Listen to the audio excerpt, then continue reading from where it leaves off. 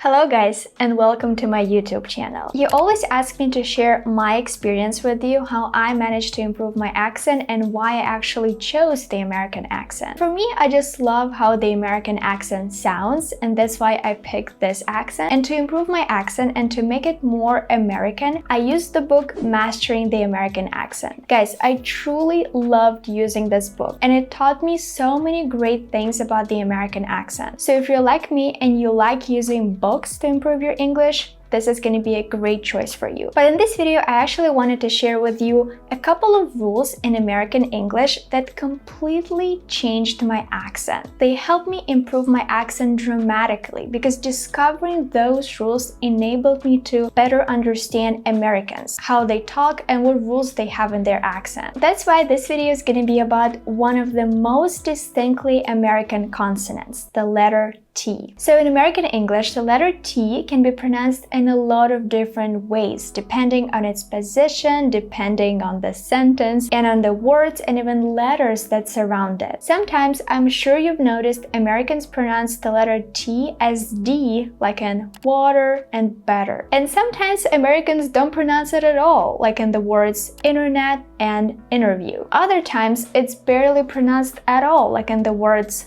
but and cat. Also, it can change to a completely different sound when it's followed by a letter R, like in the words try and tree. So this is what we're gonna learn today with you guys. I hope you're intrigued because I hope you want to learn all these rules of American English and improve your accent too. So there are 3 ways Americans pronounce their letter T, and there's also one situation where they just don't pronounce the letter T at all. So first, let's look at the first rule, the rule with the held T. Native speakers of English, especially in British English, tend to release this T sound when they say, for example, the word but, right? They tend to release the T sound, pronouncing it fully. But in American English, people don't release the T sound. They just say but. For example, but we want to go with you. Instead of saying but we want to go with you, in America, people will say but we want to go with you. But we want to go with you. To replicate what I'm doing here, you just need to hold your tongue and try to make sure that no air comes out when you say but. Instead of saying but, see, the air comes out, we just say but. You hold your tongue. So now let's start to practice on these 2 expressions. Apartment. Instead of saying apartment, I'm saying apartment. I'm holding these 2 T sounds. And the other expression is that man. Instead of saying that man, I'm saying that man. The silent T may actually be one of the reasons why you can't distinguish between the words can and can't. Because when Americans speak really fast, they make sure to say can instead of can't, right? They try not to release this T sound. You see, we can't afford to be seen to do business with whatever it is you're accused of being. If you want me to make a video about can and can't, let me know in the comments. But here I'm just gonna say that even when I say can't, I'm making this vowel sound a little bit longer, right? So in a sentence, I can't swim, right? I can't. I'm making this vowel really long. And obviously, because it's a negative sentence, the word can is stressed. Because if I were to say I can swim, I would just say I can swim. You know, the letter swim would be stressed instead. In American English, we also have this thing that if the letter T is followed by an N sound, we also make sure to hold the T sound. For example, I'm certain this book was written in Britain. So guys, let's look at these words here. Certain, right? I'm holding my T here. Written, Britain, right? Instead of saying Britain, written, certain, I'm saying certain. I'm certain this book was written in Britain. And one thing that helped me notice these rules in American English is taking classes with native speakers on Lingoda. I've been working with Lingoda for such a long time already because I believe that this language learner school will help you and me achieve our language learning goals faster. Lingoda is currently offering classes to learn English, business English, Spanish, French, and German. It's also really easy to take classes on their platform because you can choose any time that's most convenient to you. All lessons on Lingoda are created by a team of linguistics experts and consist of speaking practice, vocabulary, grammar exercises, and reading. So this month, Lingoda is encouraging you to invest in yourself and start learning a new language because it opens up so many doors, like discovering a new TV show and connecting with new people. And if you know my love for TV shows and movies, you know that I will for sure start learning a new language just because I want to watch my favorite TV show in its original version. So guys, you can give Lingoda a try by signing up for the free 7-day trial and start taking your language classes today. And if you use my link, you can get up to 40% off Lingoda marathon courses. I hope you enjoy taking your Lingoda classes as much as I do. Now let's move on to our next T sound, the silent T sound after the letter N. So the letter T in American English is often silent after the letter N. So instead of saying internet, Americans will say internet.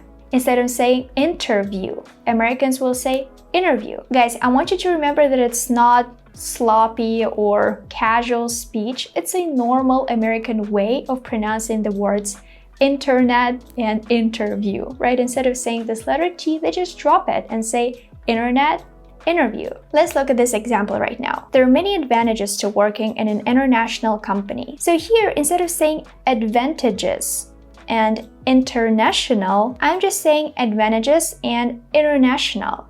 Advantages, international. It makes my speech sound more connected, and one of the main rules of American English is connected speech. So you shouldn't forget about it if you want to have an American accent. Our next T sound is called a flap T. Generally, a flap T is something like a D sound. In some languages, for you, it might be easier to imagine this sound as a rolling R sound, as like a fast R sound, or something like a D sound.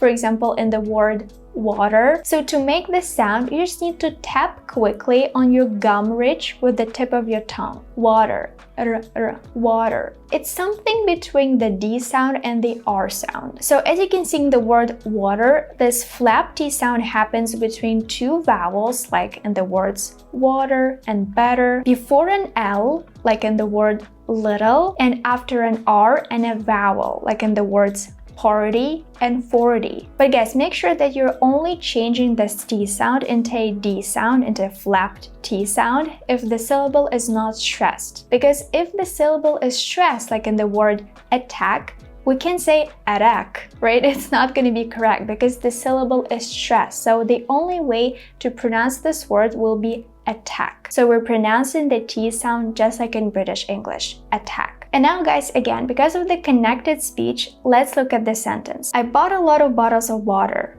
Usually, if we just take a word bought by itself, obviously we're not going to say bought with this flap T sound, right? But because we have A after bought, we make it into a flap T sound because we just connect all the words together into a one long word. Let's repeat again. I bought a lot of bottles of water. I bought a lot of bottles of water.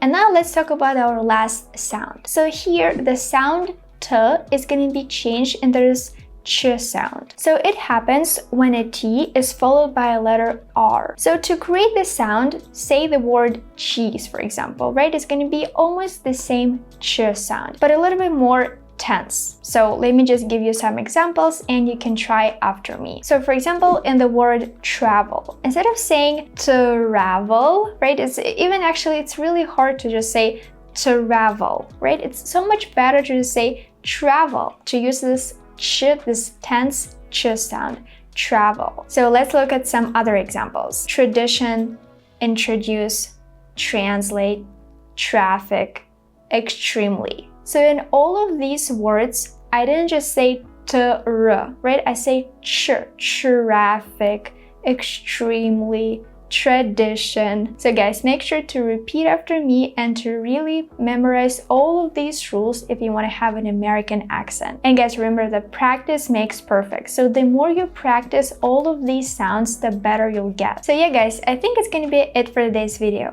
I just taught you a lot of great rules about this T sound in American English. As you can see, it's a lot different from the T sound in British English. But I hope now you understand the American accent more, and maybe one day you'll want to work towards having an American accent yourself. So guys, if you like this video, make sure to give it a thumbs up and subscribe to my channel. You can also follow me on Instagram, because there I share my everyday life with you. If you want to get a script to this video, make sure to join me here on YouTube by clicking this join button, or you can also go on my Patreon page and pick a membership there, because there I upload a lot of great worksheets and I share a lot of useful resources with you. So thank you guys for watching this video. See you next time.